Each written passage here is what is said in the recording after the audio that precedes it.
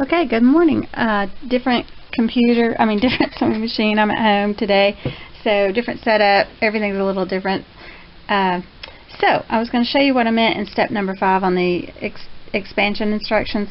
We're putting the dark piece next, right sides together with the larger piece here, and I don't have a piece of sandpaper handy, and of course heavy cardstock, so I found an old postcard.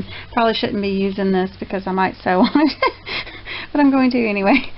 I'm lining up with the corners on the darker piece here, and I am going to put my edge joining foot on, number 10D for the Bernina 590 that I'm using today. And you do want to move your needle position over just a little bit, just one notch over to the right, because it needs a little extra room whenever you press it in order to get it in the right spot here. So if you can't do that, you can move the postcard over, well, cardboard or sandpaper. Sandpaper would be nice because it's nice and kind of sticky. But anyway, that's how we're doing that. See how very straight that is? And that's just gonna, when we press it, it's gonna be just perfectly lined up and work well for what we're doing today. Okay, so we're gonna do the pinwheel this morning. I'm trimmed all the little dog ears off of everything here, and I'm going to line these up and sew them. I've got my 1/4 inch presser foot on there with the seam guide, and I do want to nest these seams together down here and sew that with my scant 1/4 inch. And do the other one just like it.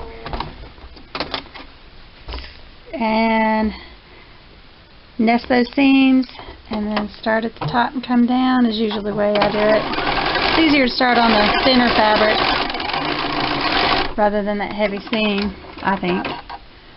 What do you think about Sharky back here? He's waiting to have his, can you see him? He's waiting to have his jaw sewn back together.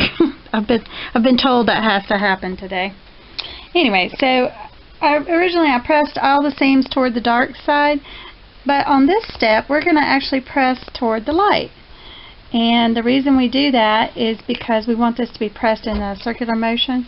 So I'm pressing toward the light on both of these pieces, and you'll see that here.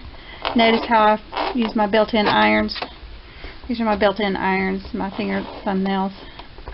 And when we put these back together, then be sure and nest that center seam very well. You want to be able to feel that in your fingers and nest it very well. And let's go back over this with that 1/4 inch seam. Woo, let's see.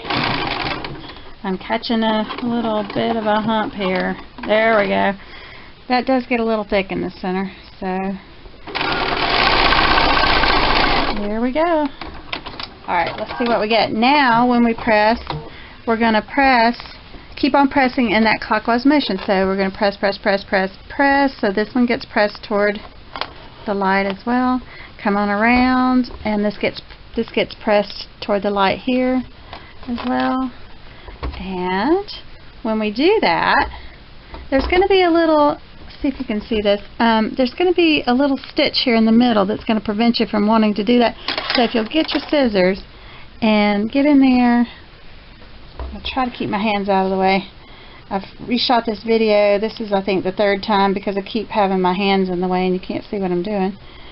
Anyway, there's a couple stitches in there, and you'll find them if you just, I usually kind of stick my scissors down in there and just start kind of hacking, and you'll find it. And once you do, when you start pressing, you're going to notice when you press it open, there'll be a little pinwheel in the center. It's the coolest trick. And there he is. It's kind of hard to see with this fabric, but there's a little pinwheel. And then when you turn it over, look how perfect it is. If I do say so myself, that's pretty close right there. So that's how we do the little pinwheel. Have fun today.